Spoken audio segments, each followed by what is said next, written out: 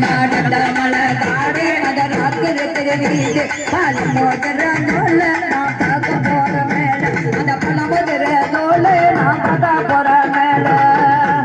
கரைக்கு சென்றார் திருமுருகனை தான் போடினார் கரைக்கு சென்றார் திருமுருகனை தான் போடினார் இந்த கரை பதலம் அம்மா தென்பாதி சிவாவோட மலை காடு அத ராத்திரி வீடு பழம் மோதிர நூல நான் பார்க்க போற மேல அந்த பழம் மோதிர